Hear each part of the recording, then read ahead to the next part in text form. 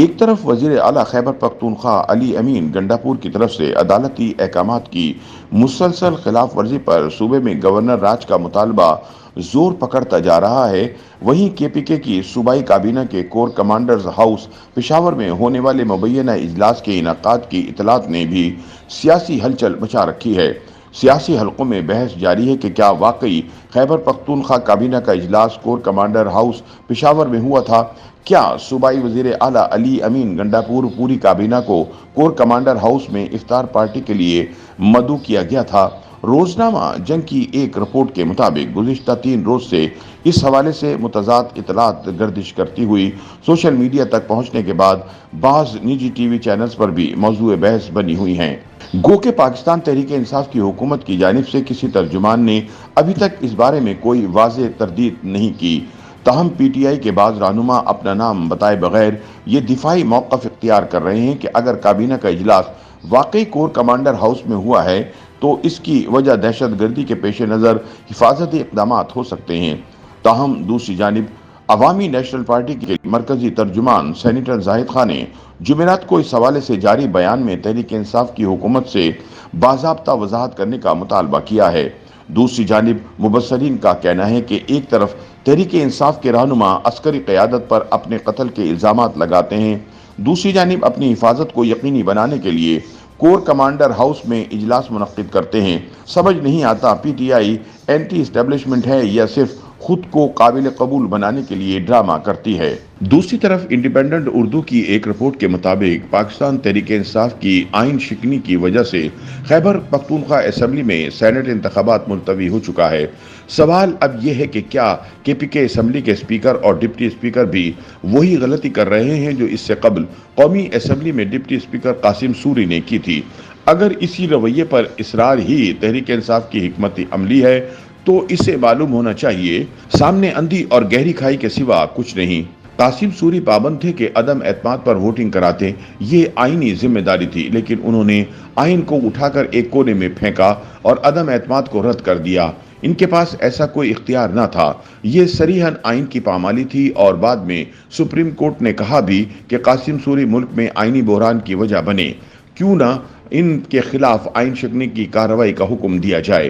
Article 6 کی کارروائی البتہ ظاہر ہے کہ وفاقی حکومت کا استحقاق ہے، تاہم یہ طے ہے کہ قاسم سوری نے جو کیا اس کی کوئی آئینی اور قانونی توجہ نہیں تھی اور یہ آئین سے انحراف تھا۔ اب خیبر پختونخوا اسمبلی میں یہی ہو رہا ہے۔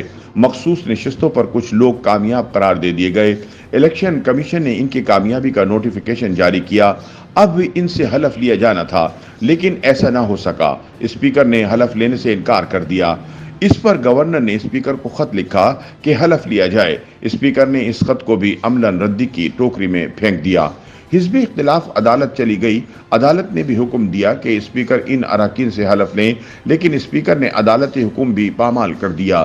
لگتا ہے مزاج یار کو آئین، قانون، عدالت کچھ بھی پسند نہیں آ رہا۔ یہ معاملہ بھی ویسا ہی سنگین ہے جیسا قاسم سوری والا معاملہ تھا۔ جب یہ معاملہ عدالت میں گیا تو پشاور ہائی کورٹ نے کہا کہ آئین اور قانون کا معاملہ ہے، گویا یہاں بھی اسپیکر اسی طرح آئین شکنی کا ارتکاب کر رہے ہیں جیسے قاسم سوری نے عدم اعتماد والے معاملے میں کیا تھا۔ اسپیکر خیبر پختونخوا کا ان اراکین سے حلف نہ لینا آئین سے انحراف ہے۔ وہ ایک ایسا کام کرنے سے انکار کر رہے ہیں جو آئین کی روح سے ان کی ذمہ داری ہے، یعنی سادہ لفظوں میں ایک درجے میں یہ آرٹیکل 6 کا کیس ہے، بالکل ایسے ہی جیسے قاسم سوری کے معاملے میں سپریم کورٹ نے قرار دیا تھا کہ یہ آئین شکنی کا معاملہ ہے اور آئین شکنی کی کارروائی ہو سکتی ہے۔ عدالتی حکم بھی آ گیا، لیکن اسپیکر نے پھر بھی حلف لینے سے انکار کر دیا۔ اس کا نتیجہ یہ نکلا کہ کے پی کے اسمبلی میں سینٹ کے لیے ووٹنگ نہ ہو سکی، الیکشن کمیشن کو انتخابات ملتوی کرنا پڑا، عملہ واپس چلا گیا، آئینی بحران کھڑا کر دیا گیا، بالکل ایسا ہی جیسا عدم اعتماد کے وقت کھڑا کیا گیا تھا۔ اب یہ آئین شکنی کے ساتھ ساتھ توہین عدالت کا مقدمہ بھی ہے اور توہین عدالت کے لیے درخواست دائر کر دی گئی ہے۔ سوال اب یہ ہے کہ کیا ایک سیاسی جماعت کا رویہ یہی ہونا چاہیے جو تحریک انصاف کا ہے؟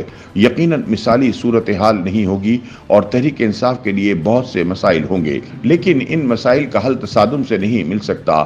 حل اسی قانونی دائرہ کار کے اندر ہے جسے تحریک انصاف خاطر میں لانے کو تیار نہیں۔ اگر اس کی قیادت غور کرے تو اسے معلوم ہو کہ خود ان مسائل کی جڑیں بھی خارج میں نہیں بلکہ داخل میں ہیں، اور یہ تحریک انصاف کی اپنی فیصلہ سازی ہے جس نے اسے یہ دن دکھائے ہیں۔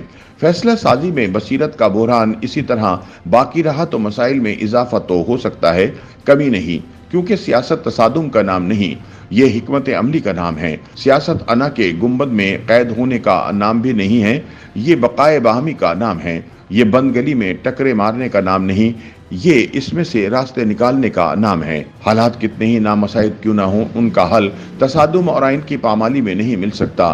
تحریک انصاف کو دیگر باتوں کی طرح اس بات کی سمجھ بھی آ جائے گی، لیکن تاخیر سے۔ فی الحال تو کیلے کا چھلکا اس کے سامنے پڑا ہے اور اس کا ایک بار پھر پھسلنے اور گرنے کو جی کر رہا ہے۔ YouTube پر گوگلی نیوز دیکھنے کے لیے youtube.com کی سرچ بار میں googly news T V type کریں۔ گوگلی نیوز کے پیج پر سرخ رنگ کے سبسکرپشن والے بٹن پر کلک کرنا نہ بھولیے۔ YouTube پیج پر اپلوڈ ہونے والی ویڈیوز سے باخبر رہنے کے لیے بیل آئیکن پر کلک کیجیے۔ آپ کو ہر نئی ویڈیو کے بارے میں نوٹیفیکیشن موصول ہو جائے گا۔